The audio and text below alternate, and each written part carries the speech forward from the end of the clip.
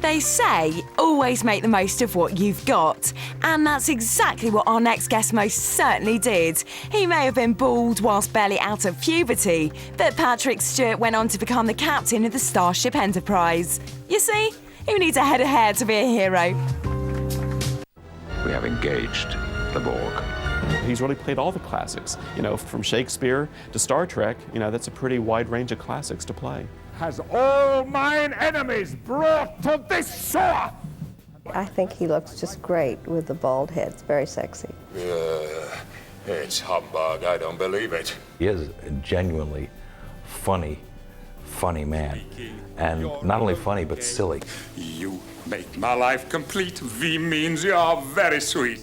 Captain Pecan, the wackiest nut in the galaxy. He's just like a little kid.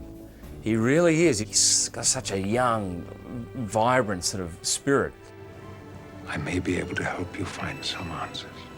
But you're not the only one with gifts. Acting makes Patrick happy, makes him tick. I think he came out of the womb as Patrick Stewart. He was always questing. He was always serious in a joyful way.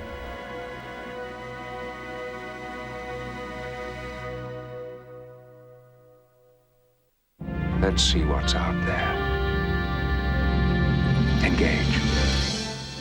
The man best known to many as Captain Jean-Luc Picard of the Starship Enterprise began life in much more humble circumstances. Patrick Stewart was born to working-class parents in Mirfield, West Yorkshire, on the 13th of July, 1940. For most of the first 5 years of his life, Patrick's father, Alfred, was absent, fighting in the Second World War. It was his older brother, Trevor, who helped look after him, while his mother, Gladys, worked as a weaver in a blanket factory. We didn't have a lot of money, and my mother was having to go out to work, so I used to spend a lot of time looking after Patrick, and I have to say I used to find it a bit of a pain in the neck, really. Home was a tiny two-bedroom terraced house in Cam Lane.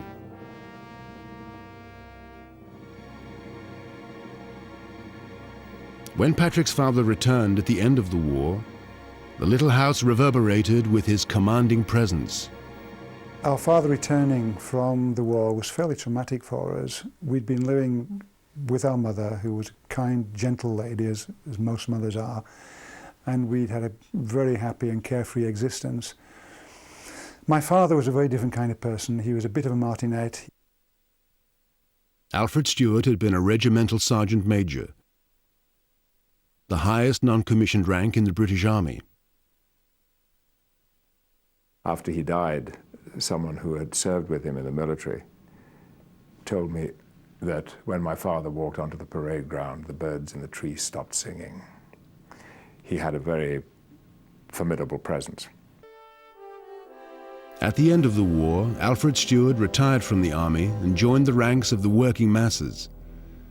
Prone to outbursts of temper, life was sometimes miserable for his family.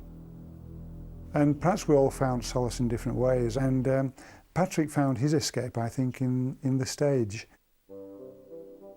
Patrick loved performing even as a small boy, and was encouraged by his mother, who also enjoyed acting in amateur theatricals. A love of words was instilled by another older brother, Geoffrey, who often read Shakespeare to his baby brother. I'm famous for having introduced Patrick to Shakespeare. When he was a small child, we used to sit in bed, and I used to read bits of Henry V and Merchant of Venice, you know, and Hamlet to him. As an 11-year-old, Patrick impressed young teacher Cecil Dormond when he threatened to keep the pupils behind after school for rowdy behavior. Dumb, deafening silence, and I heard young Stewart nudge his classmate and whisper, just sufficiently loud for me to hear, "Thus conscience doth make cowards of us all." The teacher recognized something in the shy boy with a love of Shakespeare and encouraged him in his acting ambitions. Active in the local theatre, Dormond began casting Patrick in his productions. This was an important stage in Patrick's acting career, I think, because now someone was taking an interest in what he was doing. Someone believed in him. Patrick's father initially opposed his son's interest in dramatics. I did have a word with him, more than one word, about Patrick's future, and I think eventually he became unwillingly, but I think he became reconciled to the fact that this is what his lad ought to do. During the summer, and with the help of his teacher, Patrick attended a free drama workshop, which is where he met Brian Blessed, a few years older than Patrick. The two Yorkshire lads became fast friends. I was very naughty and very, very extrovert, and Patrick, I wouldn't say totally introvert, but quite introvert. And smiling away in the corner, and we latched onto each other.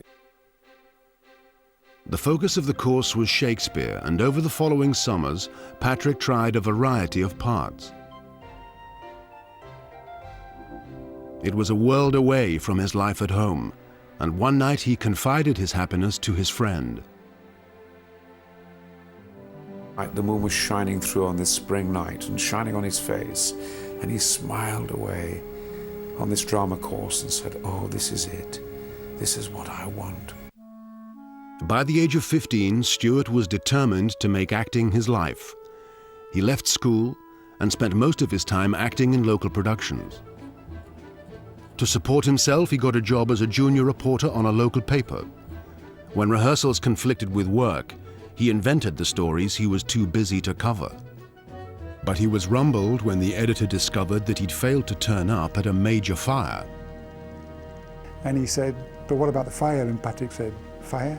And it came out, of course, that he'd been attending a rehearsal.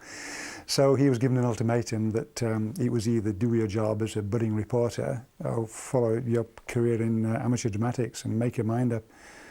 So Patrick went upstairs and packed his things and left. From then on, Patrick directed his energy into acting. At 18, he auditioned for a place at Bristol's Old Vic. Although he was accepted, he couldn't afford the tuition fees. Once again, his old teacher came to the rescue. I knew somebody who, at County Hall, who dispensed grants, and I had a quiet word there, and he got his grant, and he went to Bristol, and from there he never looked back. At drama school, Patrick learned to shed his Yorkshire dialect and sound like a proper Shakespearean actor. He also began to lose something else. He started to lose his hair. And I said, "Don't worry about it, it's just a temporary thing." Because I went to his house and all his brothers and everybody was bald. And so I thought, well, he's going to lose his hair. Patrick had inherited a condition called alopecia, and by the age of 19 had lost most of his hair. However, he turned it to his advantage when he auditioned for a part at a rep company. I went to the audition wearing my toupee, and halfway through the audition I took it off and I did another piece without it and literally sold myself to him as two actors for the price of one. At the age of 20, he became a full-time professional actor. His brothers came to see him perform in Manchester and were awestruck at their younger brother's presence on stage. The transformation in our brother from this fairly reticent and shy boy that we had known into someone who was up in front of an audience and in total command of that audience, he had them in the palm of his hand, was just amazing to us. I feel like crying now when I talk about it. To see my brother up there as Henry V, it was, I'm sorry, it was just overwhelming. Talented and driven, Patrick worked his way up in regional repertory. In 1966, he joined the Royal Shakespeare Company. And to arrive in Warwickshire, in Stratford-on-Avon, for 9 months to perform nothing but Shakespeare, felt as though I had indeed died and gone to heaven. There was nothing more perfect than that. I even had an idyllic cottage in the country with literally roses around the door. And I was just married, and it seemed perfect in every way. Patrick had married Sheila Faulkner, a young dancer and choreographer he'd met in London. At the age of 26, Patrick Stewart had made both a family and a promising career far from his Yorkshire boyhood.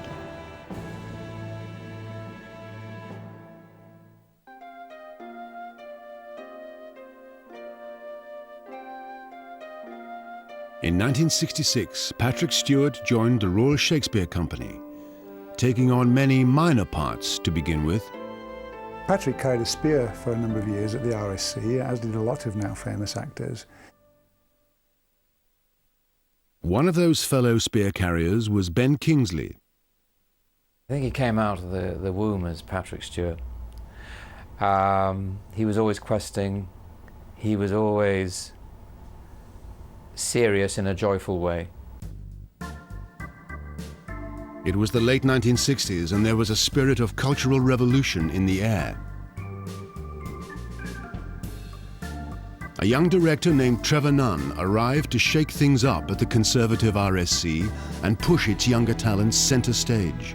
What happened was a company within a company, a group of people who had a sort of bond of we are perhaps the next generation, or we are the coming thing.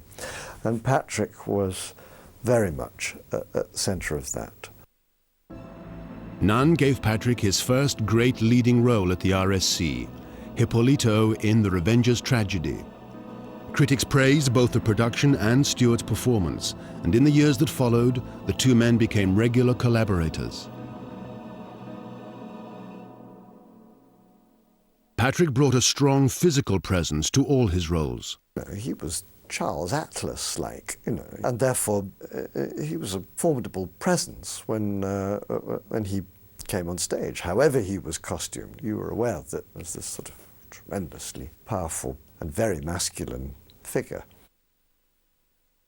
He was equally compelling on television as Enobarbus in the Nunn-directed Antony and Cleopatra. Your presence needs must puzzle Antony. Take from his heart, take from his brain, from his time what should not then be spared. He's already traduced for levity, and he said in Rome, Patinus and Eunuch and your maids manage this war. Sink Rome, and their tongues rot that speak against us. As Patrick became more successful, his biggest critic, his father, softened. As he became more and more well-known and more famous, and he got bigger and better parts, his father became immensely proud of him. Patrick's parents had never owned a car and relied on the railways to take them all over England to watch their son perform. My dad used to say, she drives me up the wall. She was tackling strangers in the train saying, do you know my son, Patrick Stewart? By 1973, Patrick had two children of his own, a son Daniel and a daughter Sophie. His heavy workload often made him an absent father. I was excited and thrilled by this, but I know now as I look back that I was also in a sort of ignorant and naive state. I was so deeply involved with my work and saw little else but that as being of real significance. It's quite a merciless equation to be true to your family and to have a career as a nomad, professional insane nomad. Even though he was an established actor with the Royal Shakespeare Company, Patrick didn't make much money, and the family was often strapped for cash. They were difficult times, and a lot of people might have been tempted to say, this isn't paying well enough, I can't support a family on this, and perhaps have looked to do other things, but Patrick never did. While Stewart continued at the RSC, he also took on more lucrative opportunities. In 1975, the 35-year-old actor made his first film, Trevor Nunn's adaptation of Hedda Gabler, playing opposite Glenda Jackson as Loveborg, a romantic poet. Somebody who has to have a kind of extraordinary mane of tousled, tangled hair. And I remember him being gloriously wigged, curly and tassel wigged. We had a lot of laughter about that. Hedda, I can can speak the truth to you. The truth. Promise me first. Give me your word that Theo will never know what I'm going to tell you. I swear. All right. The story I told her just now wasn't the truth. Do you recognize it? I think he was very tempted to go out into the street in this wig because it so completely changed his personality, made him a great romantic. Goodbye.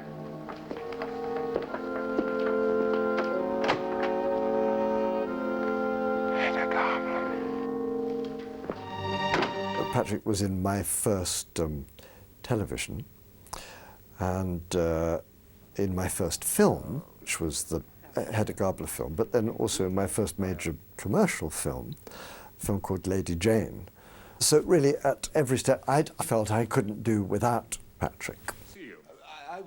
Other directors soon discovered him.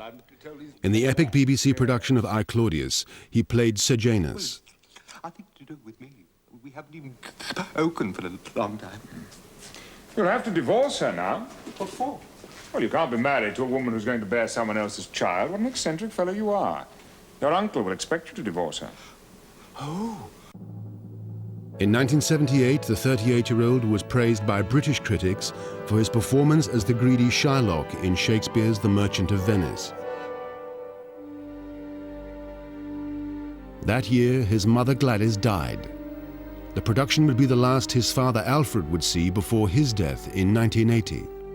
He took enormous pride in what Patrick had done and was to do, and the saddest thing is that neither he nor mother were alive to see the international fame that has now come to Patrick. International fame was, in fact, just around the corner. After nearly 20 years with the Royal Shakespeare Company, he left in 1984 to strike out on his own. It was a big decision for him because it was leaving something very safe where he had a regular job, which is uncommon for actors. And he had decided to put that behind him and go out on his own and see what work came up. Patrick secured a starring role in the David Lynch film Dune. Although it flopped at the box office, the movie acquired a cult following of sci-fi addicts, paving the way for his next move. Patrick Stewart, the classic Shakespearean actor, soon found himself in Hollywood. I wish you would tell me about things sometime, Martha. I wish you would stop springing things on me all the time. After leaving the Royal Shakespeare Company, Patrick Stewart moved away from the classics into modern roles, starring in a 1986 production of Who's Afraid of Virginia Woolf in London. I smiled, Martha. I did not laugh my head off. I smiled, you know. Receiving the London Fringe Best Actor Award for his performance. It was a big award to win, and it was an important award to win because it was a production outside of those protective arms of the RSC, for which he was most widely known. Patrick was then called to Los Angeles for a Shakespeare reading at the University of California. He'd made the trip before, but this time would be different.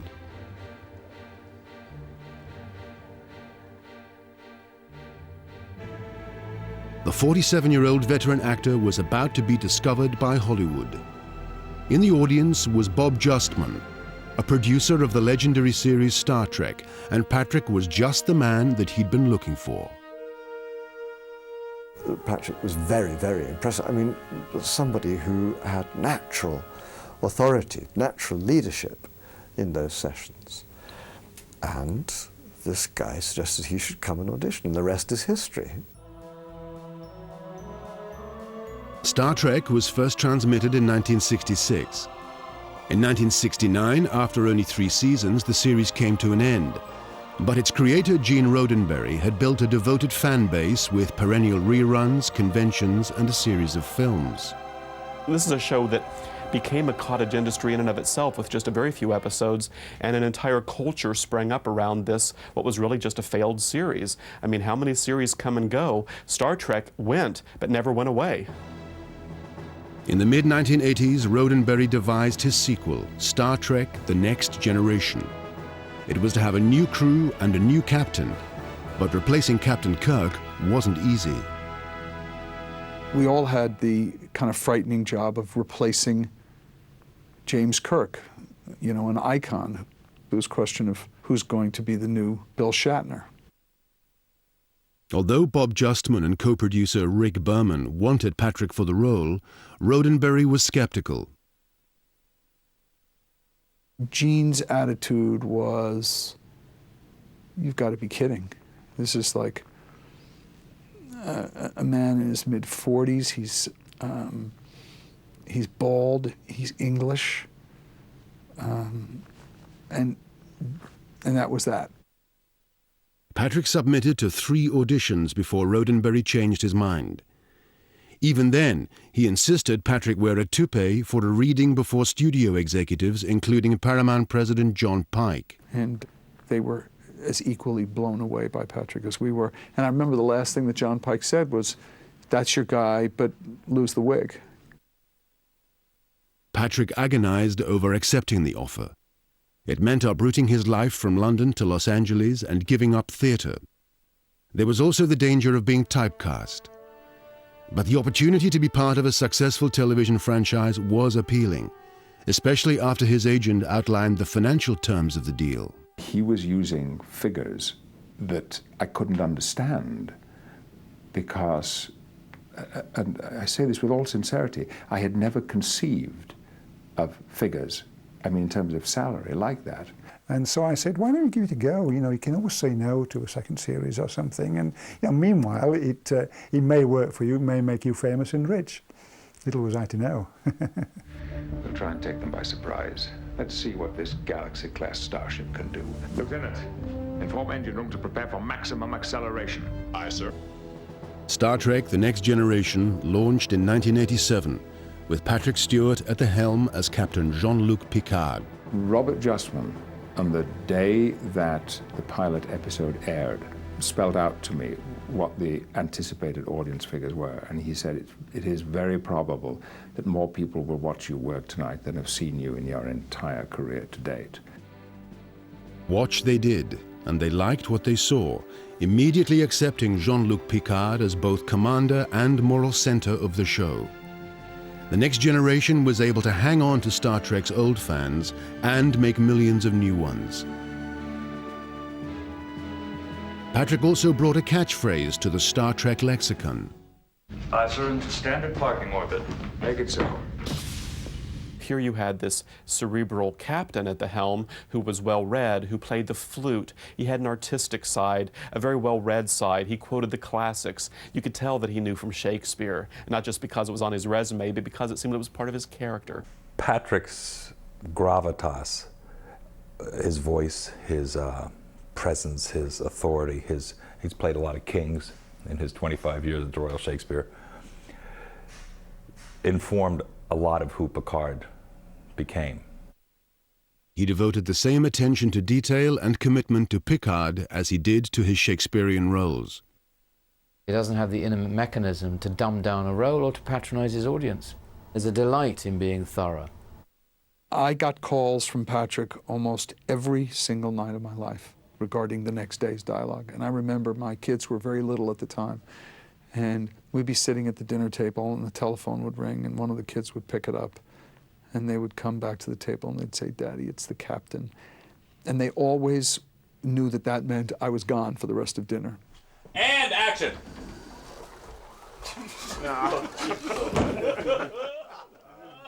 Patrick was initially reserved with his fellow cast, but soon lightened up and formed lasting friendships with the Starship crew. What we got to see, and what the audience eventually got to see, was the twinkle in Patrick's eye, the sense of irony, the sense of fun, which you rarely got to see in Picard, but when you did, that was Patrick seeping through. Mr. Crusher, set course for Starbase A. Gene, you're adorable. This sense of fun is apparent in a tribute to Gene Roddenberry in the 3rd season. You're a cutie full of charm. D, you're a darling, and E, you're exciting, and F, you're a feather in my arms. G, you look good to me. H, you're so heavenly. I, you're the one I idolize. J, we're like Jack and Jill. K, you're so kissable. L is the love light in your eyes. It was this sense of playful humor that his colleagues warmed to. He is a genuinely funny man. And not only funny, but silly, which is something that people, I don't think, expect from Patrick. Very, very silly man. As he became more American, he became sillier. And we're all proud. We all take credit for that. The third season went out with a bang. Warning, outer hull breach. In a cliffhanger that became a series favorite. Picard was assimilated into the world of the Borg, a monolithic villain that absorbs the captain's voice, his brain, and his soul. I am Locutus, a Borg. Resistance is futile. Your life, as it has been, is over. It was a great cliffhanger for the entire summer. People were distraught. Oh my God, Picard is dead, you know, or he's been assimilated into this machine. Of course, Captain Jean-Luc Picard returned in one piece. More importantly, his brush with the Borg banished the ghost of Captain Kirk. Stewart's Captain Picard had at least equaled, if not eclipsed, the old captain in the hearts of Star Trek fans. The Borg was probably the greatest thing that Next Generation did in terms of adding to the Star Trek mythology. And the fact that Picard had a very fateful encounter with the Borg added to his legend and to the Star Trek legend. By 1990, the year that he turned 50, Patrick's life had been transformed. He'd attained a level of fame and fortune he had never anticipated. Though he enjoyed the perks of success and the sunny California climate, there was much that he missed. When he opted for the captain's chair, his family had remained in England. Was he lonely? I imagine he was. He had to relocate completely. That was a huge decision on his part. I think it had an effect on his marriage, his relationship with his kids. Yeah, of course he was lonely. He wasn't home. The loneliness lessened when Patrick's son moved to Los Angeles to pursue his own acting career. The two had clashed a few years before, when a teenage Daniel had sought his father's help on an audition piece for drama school. I used to do a monologue from The Revenger's Tragedy. I can still remember it. Duke, Royal Lecture. No! Again, start again. Duke, Royal Lecture. Go, grey-haired adultery. Wrong! Start again. Think, damn it, he would say. And I would say, I'm tired, I don't want to do it anymore. And my mother would be outside the door saying, Patrick, stop torturing the boy. Their mutual careers forged close ties between the two men. Although there was a little unease at the beginning, we both of us quickly realized that having the common connection of the same job gave us a bond that had not been there in that same way before. The long periods of separation had taken their toll on the Stewarts' marriage. In 1990, after 24 years together, Patrick and his wife Sheila divorced.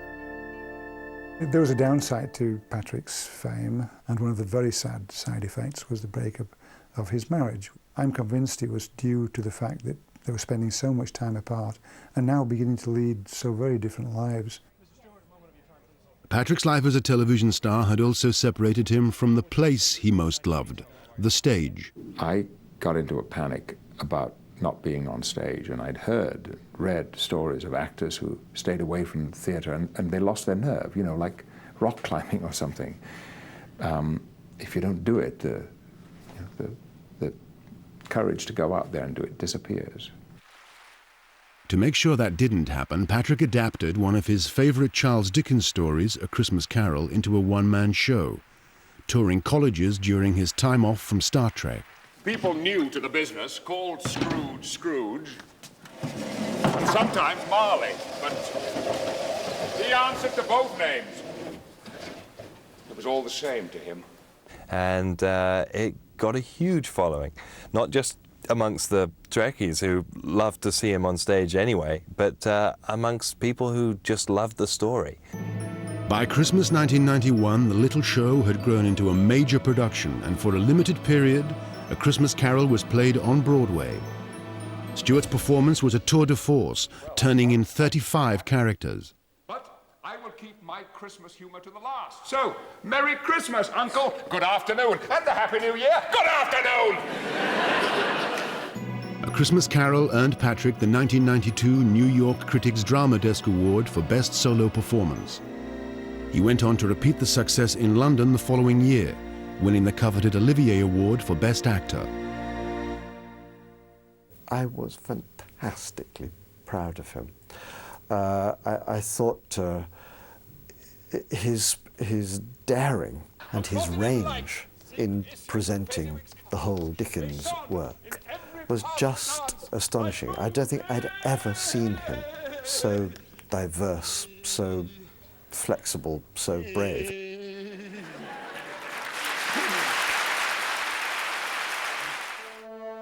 The set of the Enterprise was still his main stage, however, making Patrick one of the highest paid actors on television and a millionaire.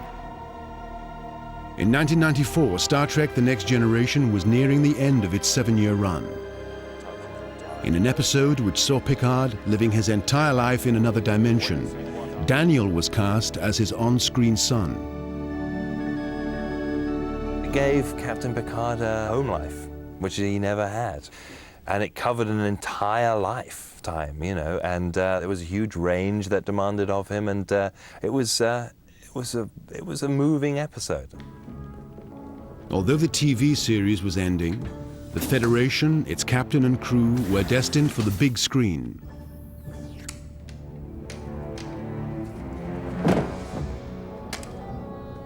In a series of popular feature films, the Starfleet continued on Galaxy Patrol. But over the years, the crew of the Enterprise and their captain would be flying off increasingly in other directions. Captain, I believe I am feeling anxiety. It is an intriguing sensation. A most distracting... I'm sure it's a fascinating experience, but perhaps you should deactivate your emotion chip for now. Good idea, sir. Done. Data, there are times that I envy you.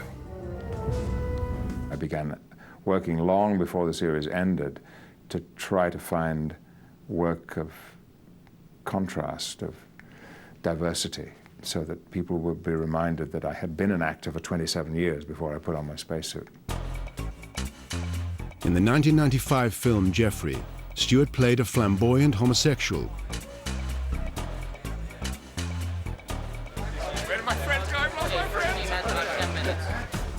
Shot on the streets of New York, the filming attracted several curious onlookers.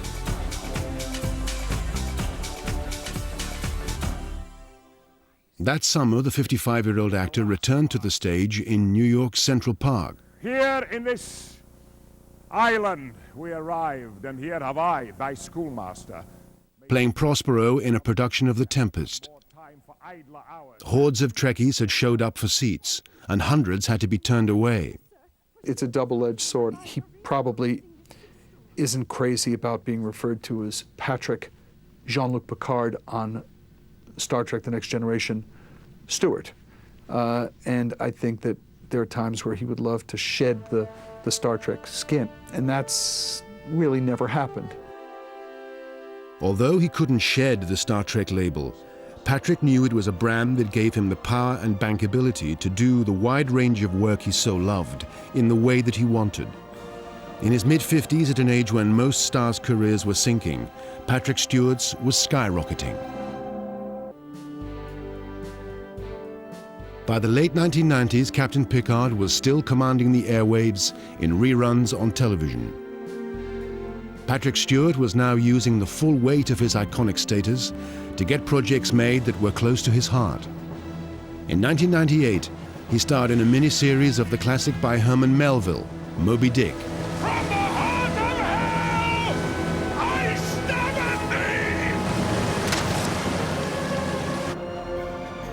Patrick was nominated for both a Golden Globe and an Emmy Award for his performance as the steely Captain Ahab. He also took the stage to promote another interest, politics. Mr. Blair, make it so. Giving his public support to Tony Blair and the Labour Party. He also sits on the board of Amnesty International and has created a scholarship for young people who work for human rights. I've been a political person all my life and involved in politics since I was a child, and cannot not be involved. To be political, to me, means to be in the world. In 1997, art and politics fused in the friendship between the actor and Madeleine Albright. Stewart met the then Secretary of State when she presented him with an award in Washington, D.C. I didn't know her. I was just simply a fan from afar. Well, it turned out to be one of those happy situations where she was also a fan, and in that way we got to know one another. The Secretary of State and Mr. Patrick Stewart. Albright invited Patrick to escort her to a state dinner for the Chinese premier at the White House. People were a little surprised to see us, and I think actually the Washington Post said we were a rather odd couple. Patrick returned the favor in 2001 when he invited Albright to visit his world, the set of the Star Trek film Nemesis. And it was truly weird because I'm the one that everybody thought looked the weirdest. You know, there were people with turquoise eyes and white faces and big heads, and I was the one that looked like I came from some other planet. Nemesis, the fourth in the Generation series of Star Trek films, reunited Patrick and the cast on screen. Their relationships off-screen continue. Something happened in the casting of the show where they cast people to play these parts and to serve on this imaginary spaceship together. And they ended up casting friendships. And it's been 15 years, so it's a real blessing. One of the Star Trek friendships eventually grew into something more. Patrick and producer Wendy Noyes didn't get on when they first met on the set in 1988. Noyes was directing looping sessions when an actor re-records dialogue because of sound problems. I made a sort of directorial comment, which after all I thought was my job. And he sort of looked at me, like, what do you mean? I called Rick Berman and said, I don't think this is going to work. You know, I mean, who the hell does she think she is? And I went to Rick Berman and said, everybody's great except Patrick Stewart. He's so arrogant. And who does he think he is? Well, the fact is we became good friends. After the series came to an end, their friendship blossomed into romance. In 1997, the couple announced their engagement, and in 2000, 60-year-old Stewart married 42-year-old Noyes in Los Angeles. I sat there at the wedding ceremony at the Bel Air in Los Angeles, and I've said sometimes to Patrick, do you ever wake up some morning, Patrick, and say to yourself, is this a dream? Is this all a dream? And he said, yes, I do. Wendy was instrumental in talking Patrick into his next big film project, playing the patriarchal Professor Xavier in the comic book-based film X-Men. I'm Charles Xavier. Would you like some breakfast? Where am I? Westchester. For its director, Bryan Singer, securing Patrick Stewart was a must. He looked like the guy in the comic book. You know, he was bald and had a benevolent presence about him, and he sat in a chair and was very commanding on Star Trek, and I became a bit obsessed with having him in the picture and having the opportunity to work with him. Patrick plays the leader of the X-Men who are fighting the evil forces of fellow Shakespearean actor Sir Ian McKellen's Magneto. The war is still coming, Charles, and I intend to fight it. And I will always be there. Also in the cast is Australian actor Hugh Jackman, whose mentor was Trevor Nunn. Get out of my bar, freak. He said, I'll ring Patrick and make sure you're introduced and you're looked after. And the moment I arrived on set, I felt like royalty, because for me, I mean, growing up in Australia and spending time on the stage in London, Patrick Stewart and Ian McKellen are like the De Niro and Pacino of England, you know. So I was in awe of them, and they sort of took me in as Trevor's little friend. When the film opened in 2000, it took $54 million on its opening weekend. Today, Patrick lives much of the time in the United States, but he's still a British citizen and visits the home he keeps in Yorkshire as often as he can. On the 12th of July 2001, he was invited to Buckingham Palace to receive the Order of the British Empire from Prince Charles. It was an event I wish my parents could have been at. My father in particular would have, would have enjoyed that. Patrick still derives his greatest enjoyment from acting. I don't like this. Where is everyone? In 2002, he began filming X-Men 2. He's just like a little kid. He really is. He's got the energy of a little kid. He comes in, he's, hey, hey. And it's so funny because he's bounding around.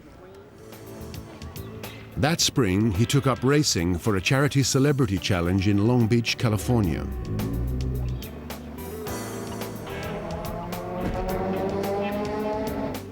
I stared at the section of concrete wall around the track that I was sure I was going to hit, though I didn't want to hit it. And sure enough, I went right into that spot. And there was a point later on in the day when I thought I was going to do the same thing. And I did what they advise us to do, which is look where you want to go, not where you're frightened to go.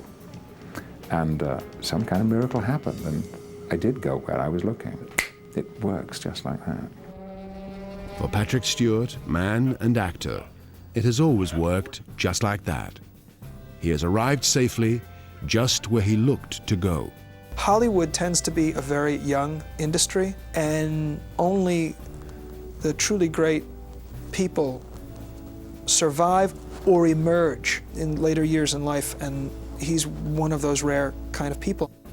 He has reached, huge prominence and has a great and devoted, loving audience as a great authority figure, but that doesn't mean to say that's all he can do. I'll streak her eyes and make her full of hateful fantasies. He's more fearless on stage than he ever was. He's just willing to go out there and take chances and enjoy himself, and it really shows. Patrick is traveling in a kind of artistic space in which he is seeking to burst the bubble of the universe. He is an artistic adventurer, and he's still got a lot to do.